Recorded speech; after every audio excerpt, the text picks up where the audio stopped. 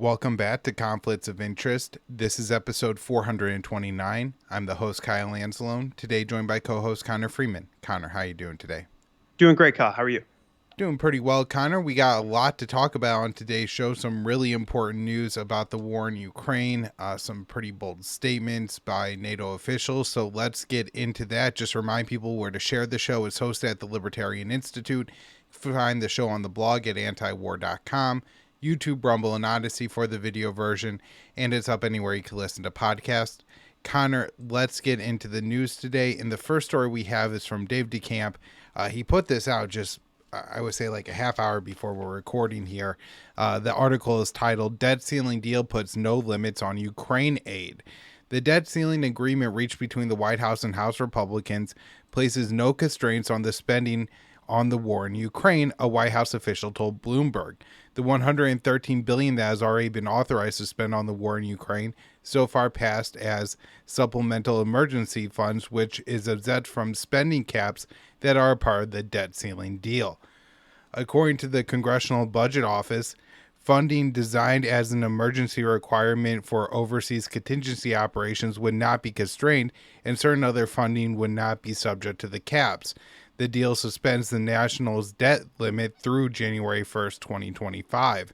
House and Congress are looking to use emergency spending to increase the $886 billion military budget that was agreed to as a part of the deal.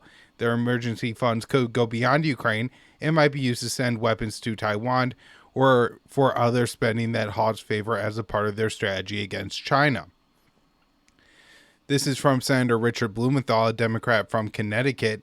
We are almost certainly not going to need supplemental for Ukraine, which is, in my view, one of the most pressing defense challenges we have right now, and the other obligations that flow from China and Taiwan on one hand, and Russia and China on the other. And so, Connor, this is basically saying that the defense or the spending bill is almost unlimited spending on the defense issue.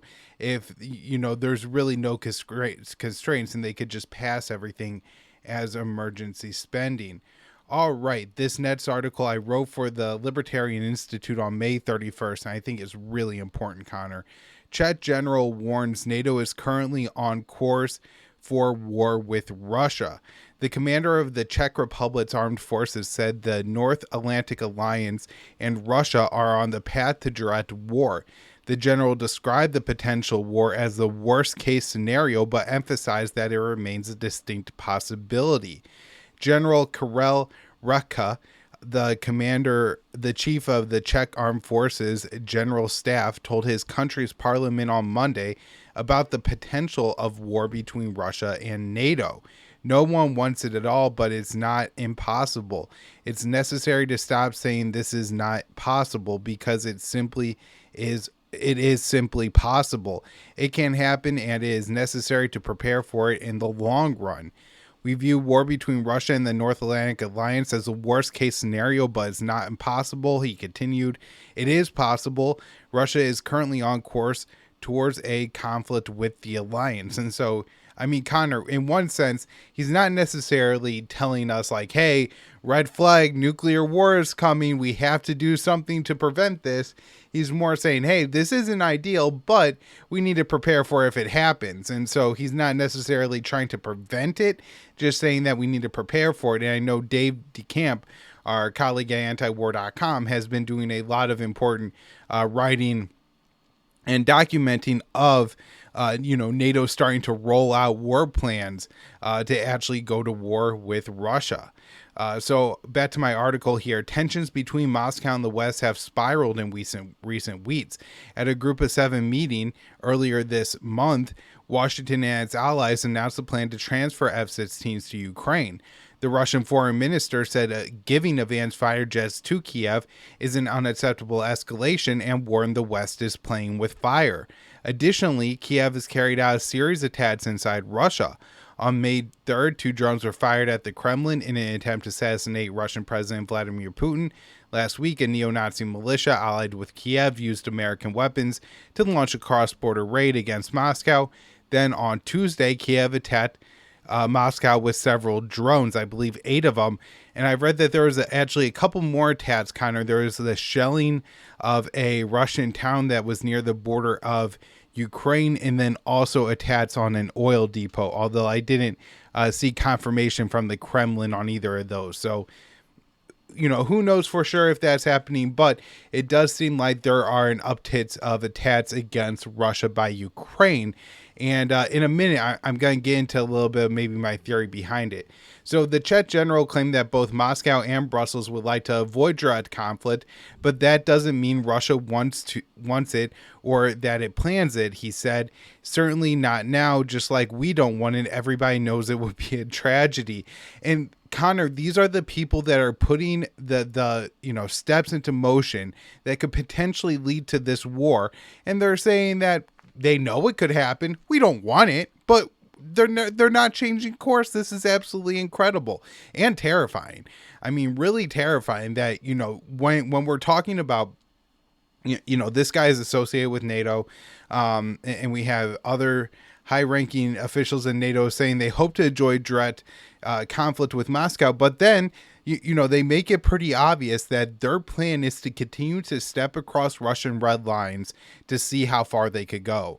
And if you're saying that you want to avoid direct conflict, you got to avoid not walking across a nation's red lines.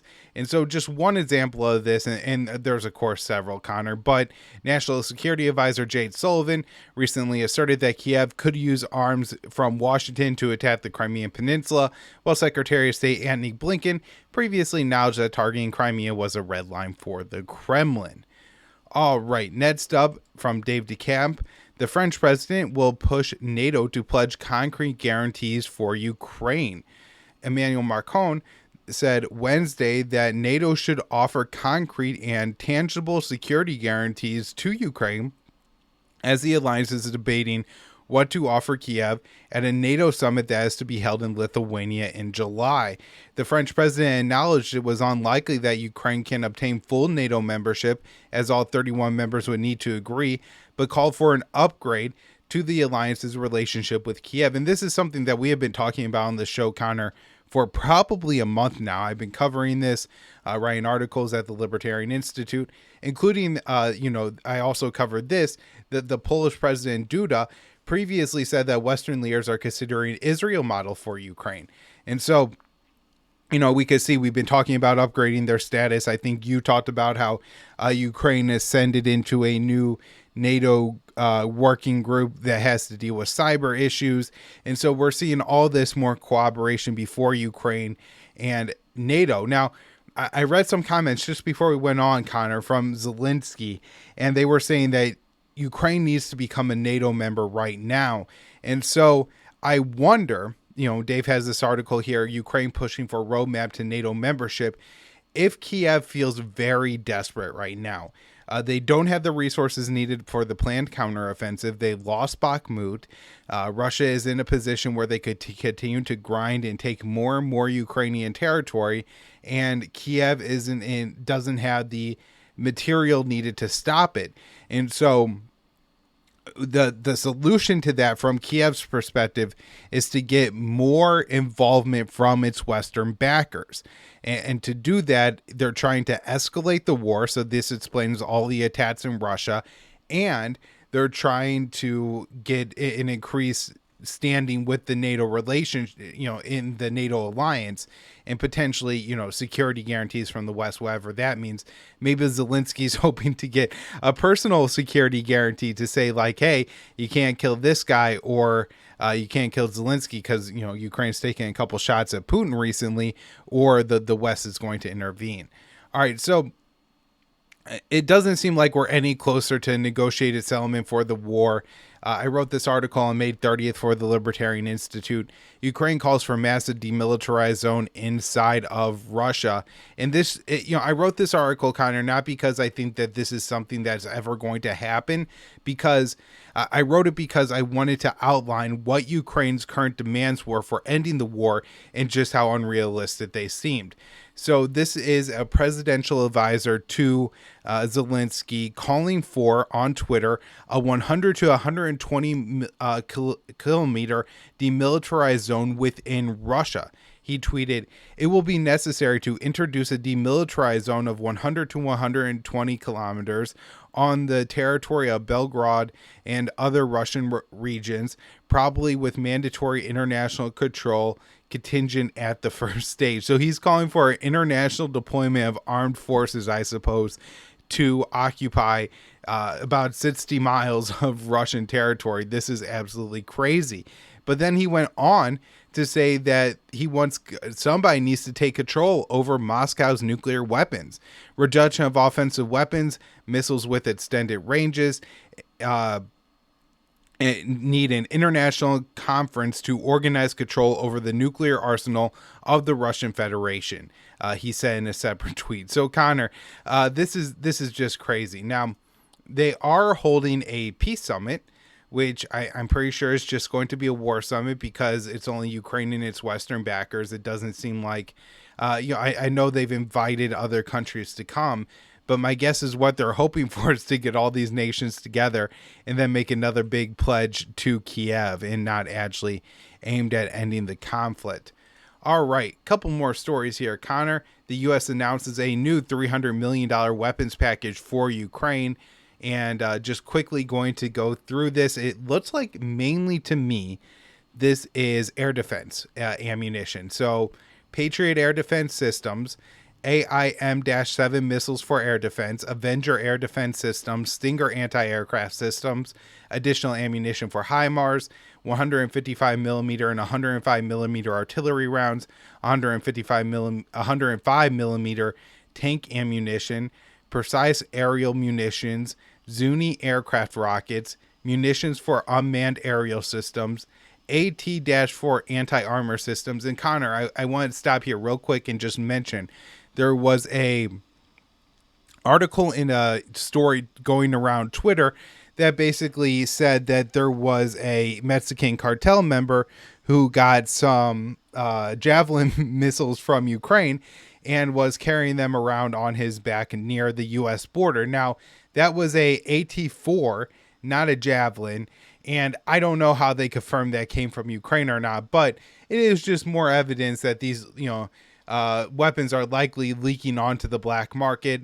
And then just going back now to the $300 million package, over 30 million rounds of small arms ammunition, mine clearing equipment and systems, demolition munitions for obstacle clearing, night vision devices, spare parts, generators, and other field equipment. And I guess the last thing I'll mention here is before the Ukraine's last counteroffensive that had some success, the U.S. was sending a lot of mine clearing equipment and demolition munitions for obstacle clearing. So maybe they are still looking to carry out some kind of offensive, but it really doesn't seem like it's still coming here, Connor. All right, next up, NATO holds Arctic War Games hours from Russian border. I wrote this for the Libertarian Institute yesterday. The North Atlantic Alliance began military drills hosted by Finland just miles from the Russian border.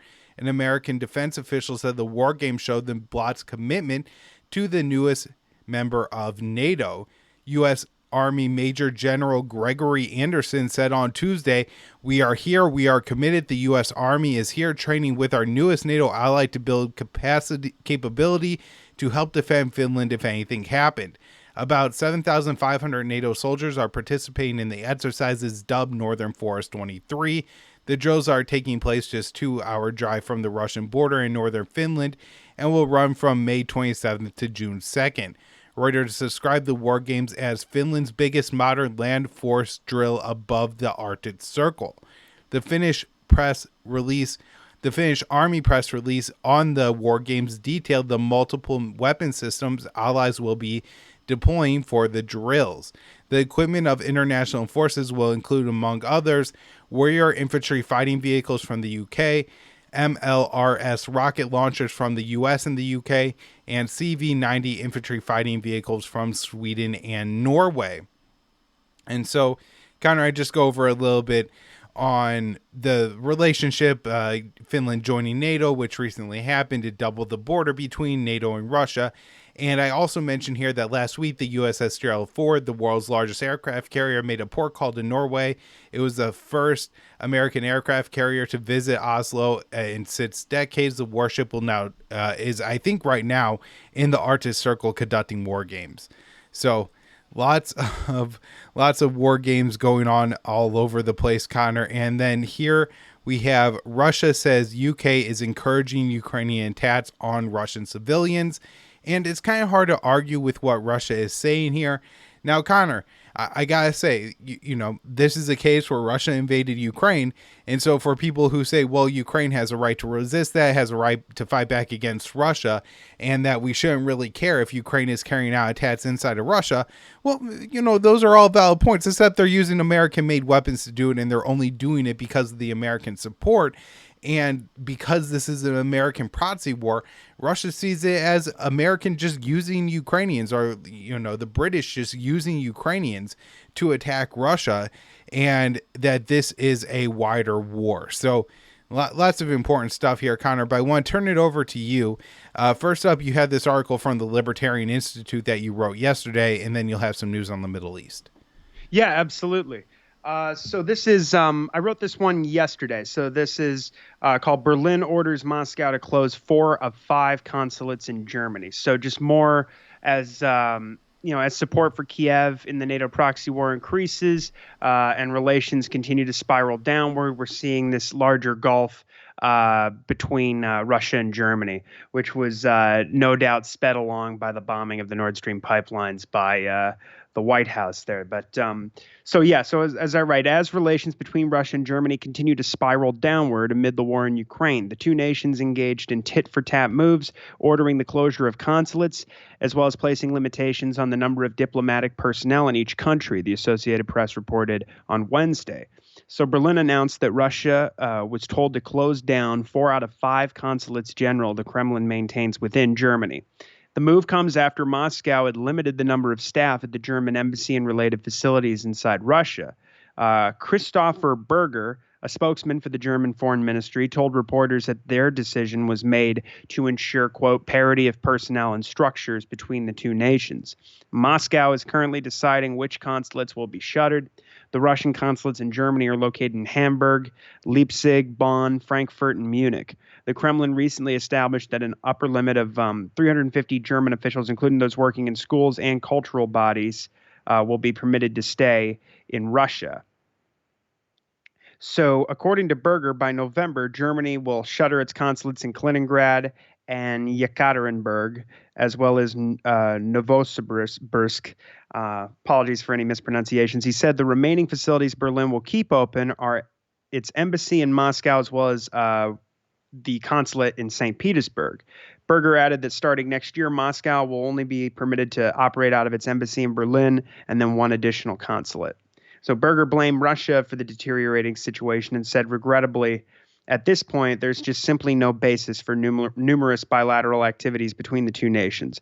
Berlin has recently taken steps which severely damage relations between Germany and the Kremlin, namely greenlighting the export of Poland's Soviet-era warplanes, which originally came from German military stockpiles. These are the MiG-29s. And of course, yielding to pressure from Washington previously, earlier in the year here, yielding to the pressure from Washington and elsewhere inside NATO.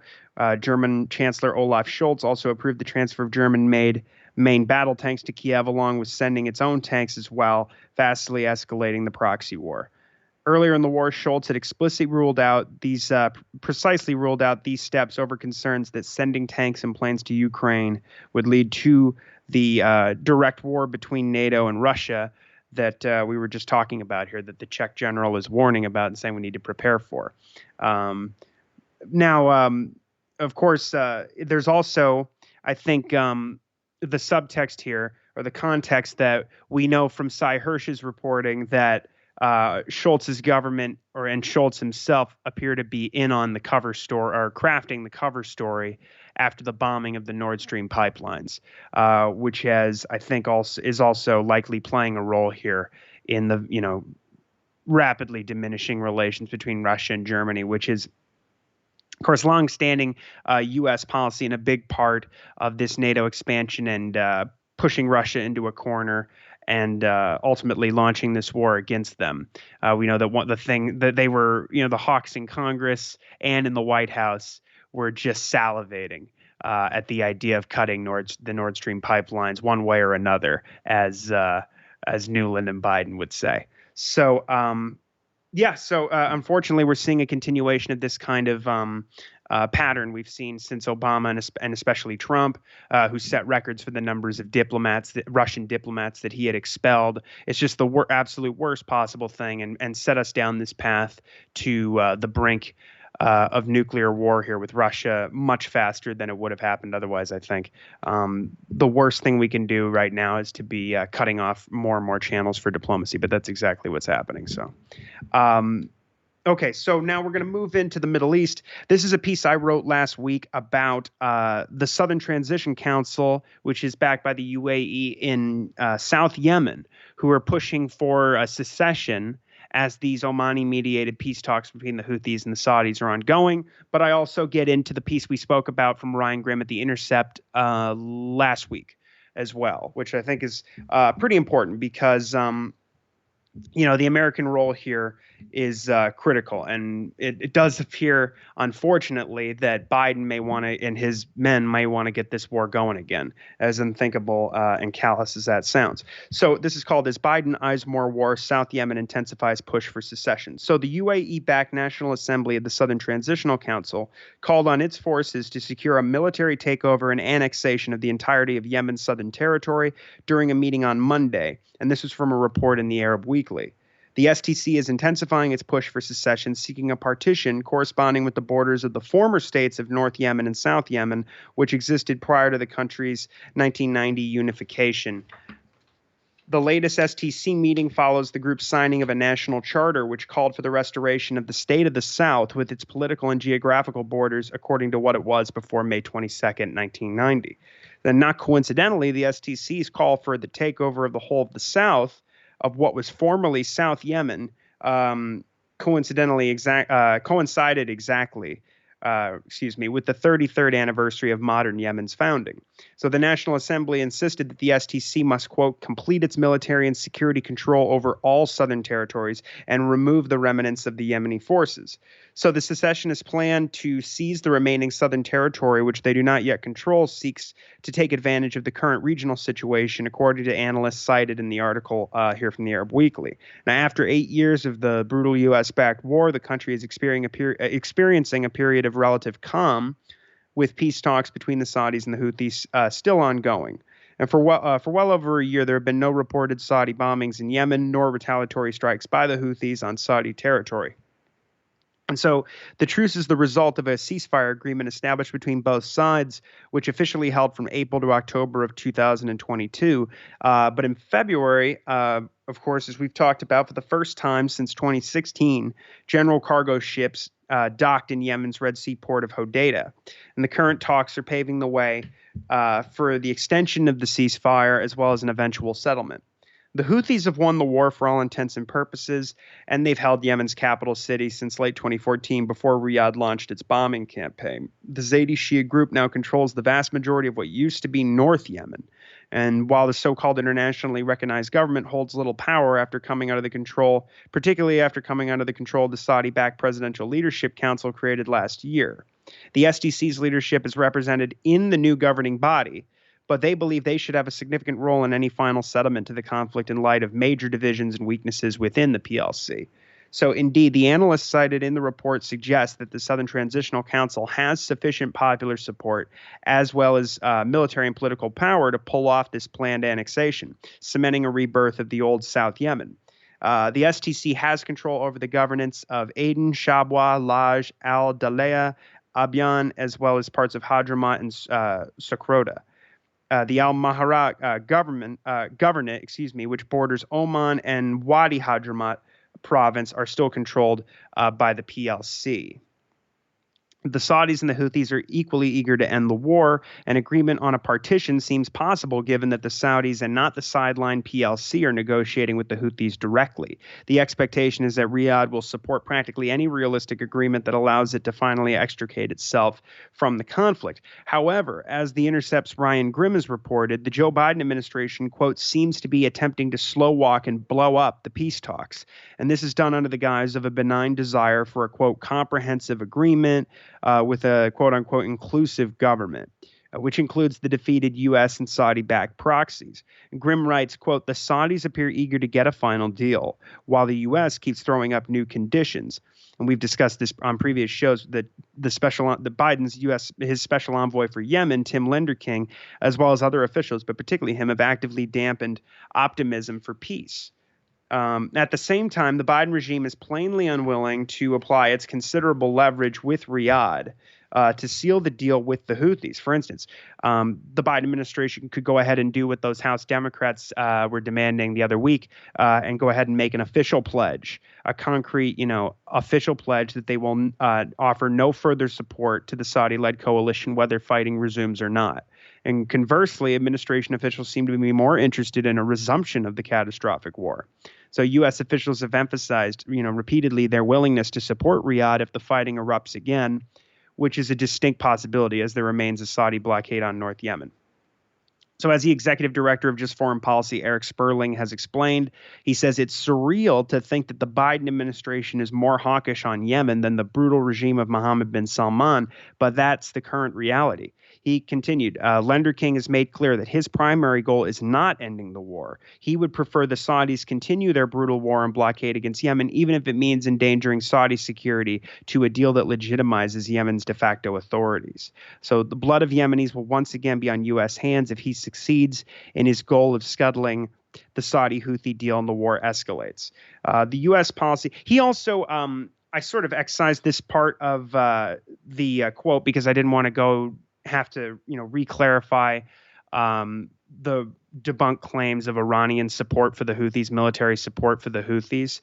However, he said that what I do buy in his statement is the part I left out is that he says that this is largely part of the Washington and Biden's sort of crusade against Iran alongside Israel. The U.S.-Israeli crusade against Iran in the region, which I think is fair, but even if they believe that the Houthis are militarily supported by Iran and that this is just another proxy war, it's really not.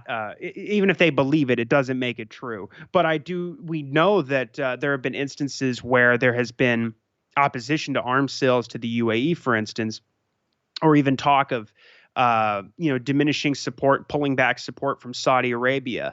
And the Israelis always step in to say, no, you can't do that. They admonished Biden very strongly to rekindle his relationship with Saudi Arabia because that's very important to Israel. And the lobby, of course, stepped in and other officials and insisted that, any of these congressmen, this was back in the beginning of 2021, who were, voicing opposition to some of these deals that came out of these arms deals that were coming out of the Abraham Accords, they were told to basically sit down and shut up and support it because it's important to us. And of course, we know in the backdrop of all this that that Israel is trying to build with the U.S. this sort of NATO-style alliance encircling Iran. And a big part of that is offering various kinds of support to the United Arab Emirates. In particular, that was one of the first things that the Israelis did after the Houthis launched retaliatory strikes on oil facilities in the UAE earlier in the beginning of last year. The Israelis were very, excited to offer, I think, intelligence support and maybe some other kinds of support as well. And this was seen as a big opportunity by the current head of CENTCOM, Eric Kurilla. There's so many special interests involved in this, but obviously none of them care about the Yemenis. So I think there's a lot of truth in what he's saying. And the U.S. policy thus ensures, as I say here, that the starving Yemeni people would be prevented from obtaining even subsistence levels of food, medicine, and fuel. Yemen is the poorest country in the Middle East, and 90% of Yemeni's food is imported from abroad. And then I go through just, of course, the brutal bombing of civilian infrastructure, cholera treatment centers, marketplaces, fishing boats, hospitals, clinics, waterworks, food storage sites, roads, factories. 377 people, at least according to the UN, have died as a result of the war between 2015 and late 2021. They say that 150,000, less than half of these people, died from the direct violence. The rest died from just diseases or just the fact that they were starving to death under the blockade and the massive bombing of the civilian infrastructure.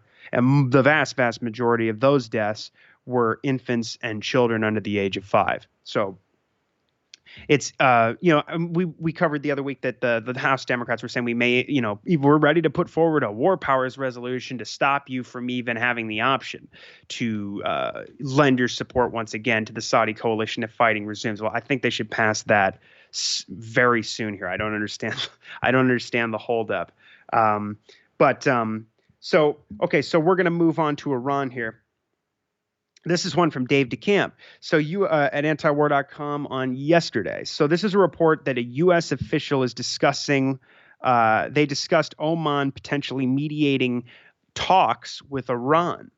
So Brett McGurk, the top Middle East official on the National Security Council, he recently made an unannounced trip to Oman to discuss potential diplomatic outreach with Iran over its nuclear program. And this is from a report in Axios earlier this week on Tuesday. And tensions have been soaring between the U.S. and Iran since the indirect negotiations to revive the nuclear deal known as the JCPOA broke down last year. The Biden administration has taken a very hardline approach to Iran and has continued to increase sanctions on the Islamic Republic. The Axios report cited unnamed U.S., Israeli, and European officials who said that McGurk traveled to Muscat on May 8th. And the main topic of conversation was an idea for a new diplomatic push over Iran's nuclear program with Omani mediation. Quote, the Omanis are holding proximity talks between the U.S. and Iran. And that was what one Israeli official told the outlet. So Iran is currently enriching some uranium hexafluoride at 60%, which is the highest level they have ever achieved, a step that has come in response to an Israeli covert attack on Iran's Natanz nuclear facility in April of 2021. Despite claims from Israeli officials, there's no sign Tehran is working toward a nuclear bomb, as 90% enrichment is needed for weapons grade. I believe we've had the CIA director Burns come out twice and rebuke these accusations from the Israelis and say that no, they are in fact not seeking a nuclear weapon. And also the Pentagon has admitted as much explicitly in the new nuclear posture review as well as the National Defense Strategy. But Israel is constantly threatening to attack Iran over its nuclear program. Israeli officials claim to Axios that the U.S. is looking to see if Iran is willing to freeze some of its nuclear activity and wants to know what they would want in return. However, a National Security Council spokesman denied the claim. He said there is no U.S. discussion of an interim deal and no discussion of sanctions relief or closing safeguards cases, the spokesperson said. The spokesperson wouldn't comment on the McGurk trip to Oman. Both the U.S. and Oman did not make the visit public. And, the Iranians have pledged not to increase their uranium enrichment beyond 60%. That's purely for leverage. It's unfortunately failed. The Biden administration has taken essentially an even more hardline position than the Trump administration. Although I shouldn't say that. I'm not exactly sure how the policy would be different at this point. The fact that they are discussing, they're saying that they're not even going to lift sanctions. It's kind of like what you were talking about, Kyle, on the last show about how, on the one hand, Biden wants to thaw the relationship with China, and for us, we should be talking more. But they offer no concession. They won't even lift sanctions on the Chinese defense minister so that he can meet with Austin. They're only going to just complain and cry and try and pretend that China is the malevolent actor here for not wanting to talk to the leader of the military of the country that sanctioned his counterpart. His Chinese counterparts. So, and of course, they offer no concessions on Taiwan or, the buildup in the South China Sea and elsewhere around China. And so similarly here with Iran, I'm not. I bet you that that spokesperson is telling the truth, that there is no discussion of sanctions relief. It'll be interesting to see if anything comes of this. But we've seen in the past that these arguments where there's like freeze for a freeze, this never really appeals to either side. Um, and and I don't even think the Israelis would get on board for something like that necessarily. But so we'll have to see. But I doubt that the Iranians, unless they can get a rollback of the maximum pressure campaign, would be too interested. They're already. I think if you look at their policies and their economic policies and their, membership in the Shanghai Cooperation Organization, and the fact that they continue to look east, I think, and their support for these these blocs that are competing with the unipolar organizations that the West still has that are led by Washington here. I think that the Iranians have. It would be nice to get the sanctions lifted, and I'm sure they would support that and work to actually accomplish that. Maybe even more so if there was a more moderate government in power as opposed to Raisi's government. However, it's possible that the Iranian government has already accepted the fact that the Americans are never going to lift the sanctions. And so they just have to act accordingly and work around them. So this next story is from, I wrote at the Institute yesterday on June 1st. And now this could be a good sign as far as whether or not there's going to be a momentum for talks, because Jason Ditz was covering at antiwar.com back in February when there was these February, March, I want to say, but certainly February, when there were these concerns that, we found some particles of uranium enriched to 83.7%, and that's really close to 90%. Maybe they are really getting a bomb, and there was all this hyperbole and. The IAEA has been so politicized in the past that they could have hyped up that story in a way that they had hyped up other sort of alarmist claims put out in the press. But on the other hand, what was interesting at this time was that the Iranians and the IAEA expressed a willingness to work together and cooperate and find a solution and figure out what was going on here with the situation. And Jason said at the time that it opens an opportunity for some positive developments here, to show that if they can work together and resolve some of these long-held issues that have been used to thwart diplomacy and to prevent a return to the JCPOA, then that could be a great, that could lend itself to helping us get closer to seeing the sanctions lifted and to seeing a deal, to seeing the Americans return to the Iran nuclear deal. So as I write here, the piece is called "Iran Resolves Two of IAEA's Concerns Regarding an Undeclared Site and highly enriched uranium particles." So Tehran has put to bed at least two of the UN nuclear watchdog's outstanding inquiries over one of the three so-called undeclared sites where trace particles of unprocessed uranium had been found previously, as well as these recently discovered highly enriched uranium particles. And this is from the AP, a report they put out yesterday. So two confidential quarterly reports written by the Vienna-based International Atomic Energy Agency, which these reports are shared with member states, revealed that inspectors no longer have questions regarding uranium particles found to be enriched at 83.7% at Iran's underground Fordo nuclear facility. So in February, when reports initially emerged about the particles nearly enriched to 84%, still below the minimum 90% needed for weapons grade, the IAEA, along with Iran, appeared unalarmed and ready to cooperate and resolve the situation together.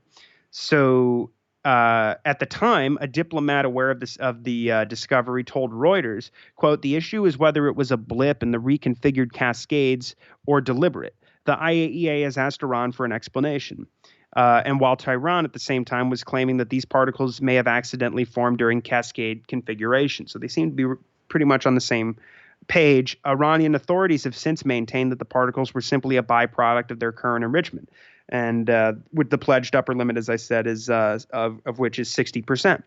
As particles can reach higher enrichment levels and fluctuations. The IAEA report seen by the AP this week said that the agency clarified with Tehran that following its evaluation of the data, the agency had assessed that the information provided was not inconsistent with Iran's explanation, and that the agency has no further questions on this matter at this stage.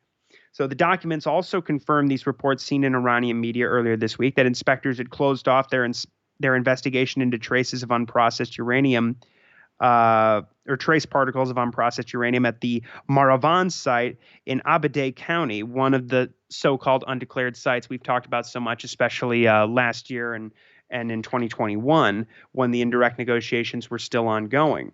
So the issue is controversial because there was never any proliferation risk regarding the trace particles themselves, and it has long been used to thwart diplomatic progress on saving the Joint Comprehensive Plan of Action, the Iran nuclear deal. Tehran has consistently pledged they had already provided full documentation to the agency, as well as allowed inspectors to access the sites to satisfy its inquiry. But of course, the Washington, the E3, and the IAEA, ceding to the American side's pressure, claimed that the Iranians have until now been uncooperative. However, analysts were trying to link these trace particles to a secret military nuclear program, and they accused Iran of having carried out high explosives tests there during the early 2000s. But an alternative explanation seen in one of these reports viewed by the Associated Press was that another member state had operated a mine in the area during the 1960s and 1970s when the CIA installed Shah Mohammad Reza Pahlavi controlled Iran.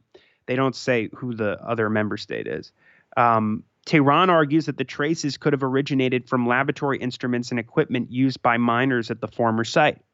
The IAEA concluded this was a, quote, possible explanation, adding that the agency at this time has no additional questions on the depleted uranium particles detected at Maravan, and the matter is no longer outstanding at this stage. So it appears that it's one down, two to go as far as these undeclared sites, which these, again, very controversial because there was speculation when this story first emerged that the IAEA had discovered these particles, that they had maybe contaminated the sites themselves by accident or on purpose.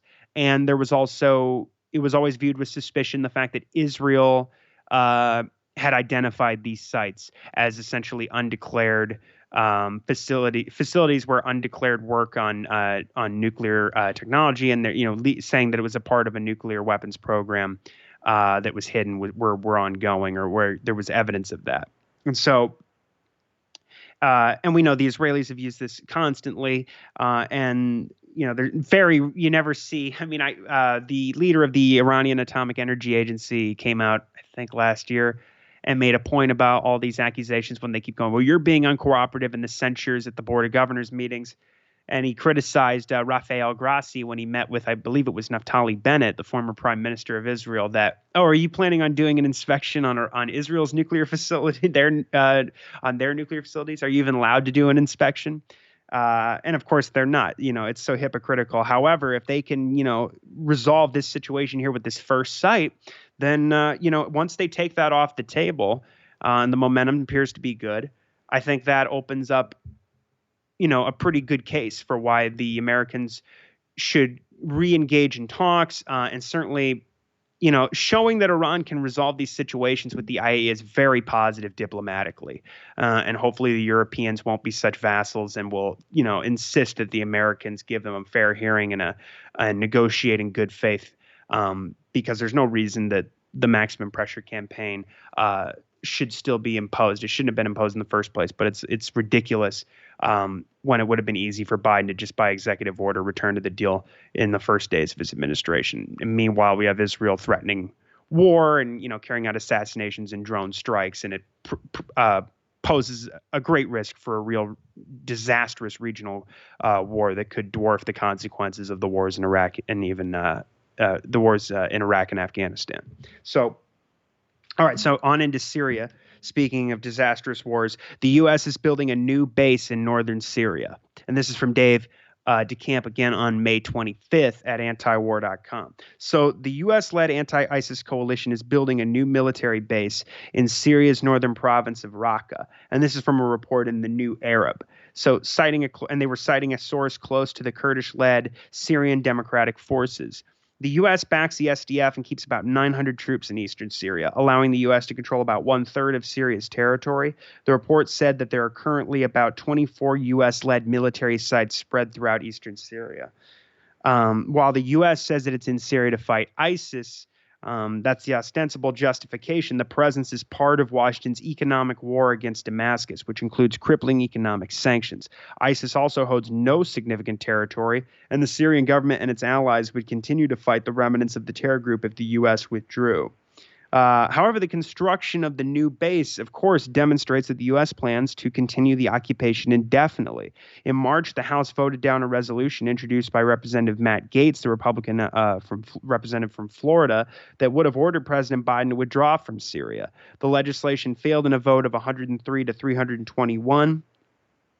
With 56 Democrats and 47 Republicans voting in favor of the bill. The House also recently voted to maintain sanctions on Syria after an earthquake killed thousands of Syrians.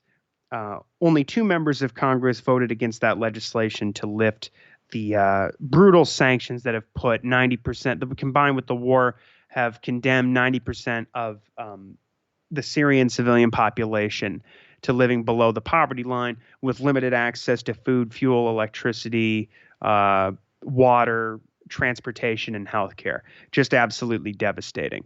And so the House, the U.S. could come under pressure to withdraw from Syria, though, and lift sanctions on the country.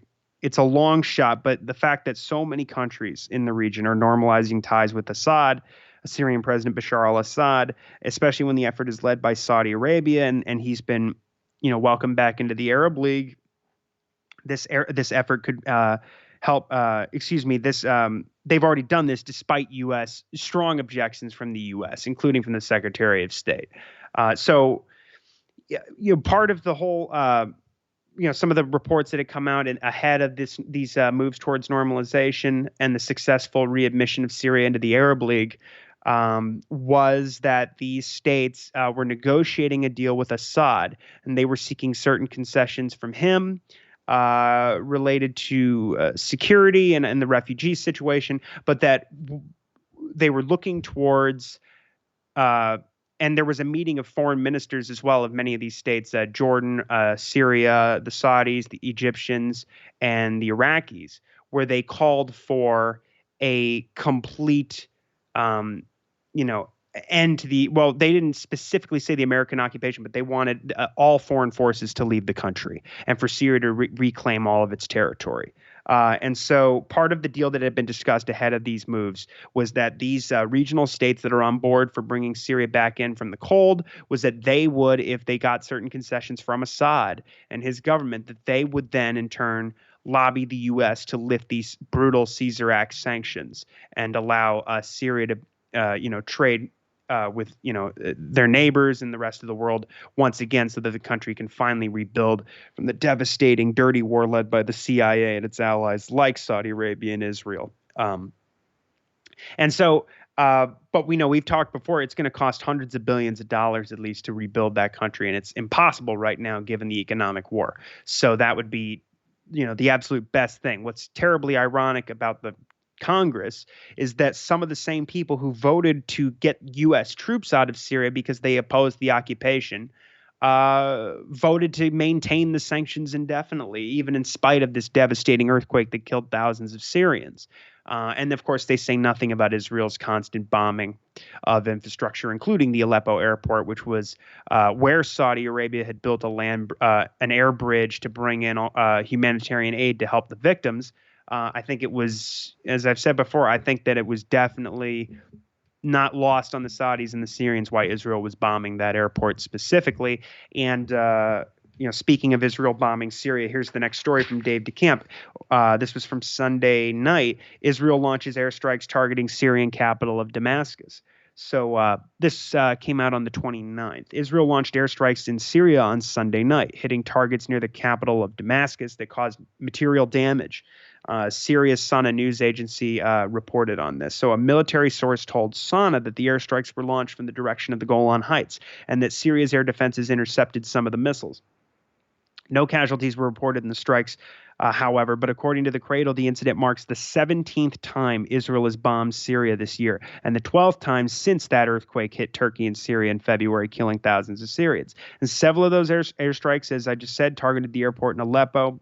The city was severely impacted by the earthquake, and the Israeli attacks put the airport temporarily out of service 3 times, cutting off the aid channel. And last week, Israeli Defense Minister Yoav Gallant said the government of Prime Minister Benjamin Netanyahu doubled Israeli airstrikes in Syria since taking power at the end of December. And the escalation, of course, comes as Netanyahu faces a political crisis over his planned judicial overhaul. Okay, now, this is even more brutality from the Congress. U.S. increases sanctions on Syria after Damascus rejoins Arab League. So this is from the 30th, again from Dave. The U.S. on Tuesday imposed new sanctions on Syria for the first time since that country was brought back into the Arab League as part of a normalization push between Damascus and regional governments. Now, according to the Treasury Department, the U.S. sanctioned 2 Syrian money service businesses that are accused of helping the government of Syrian Bashar al-Assad maintain access to the global financial system.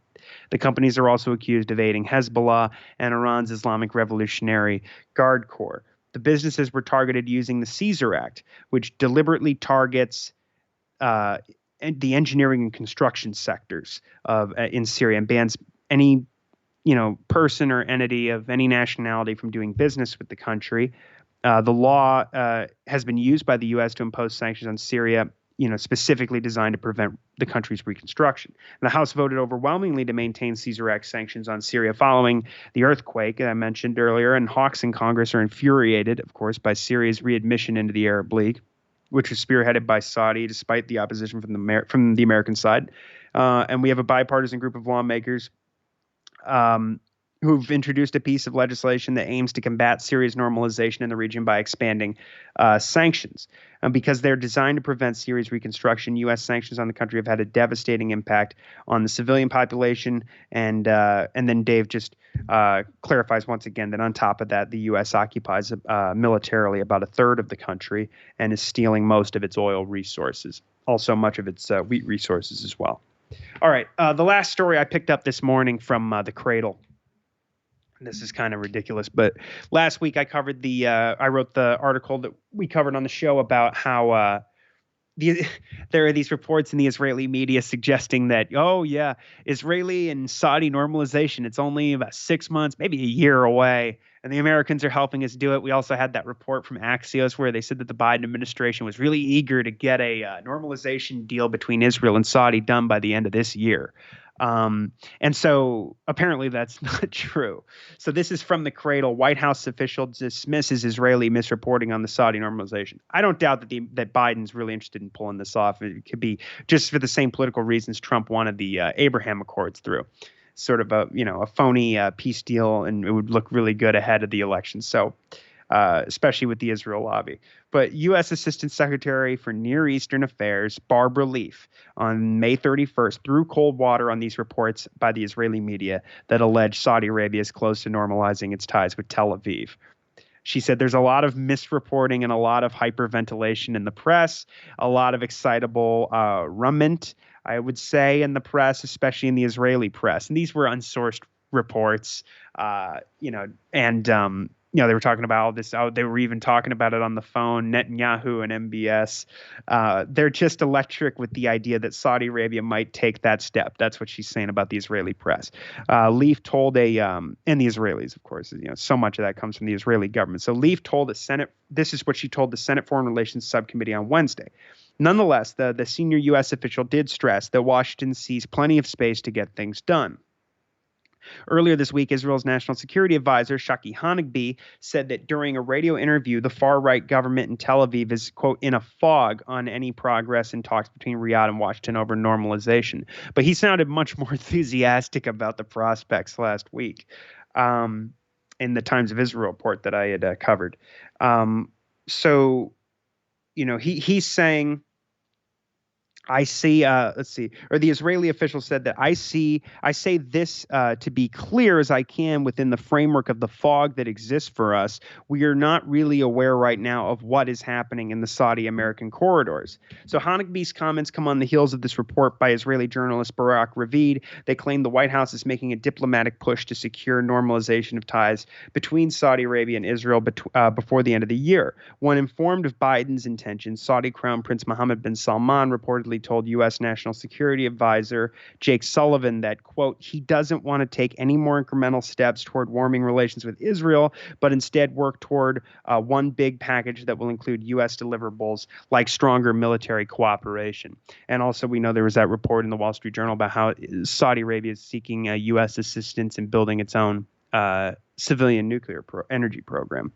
Saudi Arabia has previously asserted that any normalization with Israel is dependent on a, quote, complete withdrawal from the occupied Arab territories and the recognition of an independent Palestinian state with Jerusalem as its capital. U.S. plans for Israel-Saudi normalization suffered a significant blow earlier this year when China brokered a landmark reconciliation deal between the kingdom and Iran. And I think that's another reason why when Sperling said that this is trying to continue the war in Yemen as a part of trying to stop or it's sort of this U.S.-Israeli crusade against Iran, I think they're really still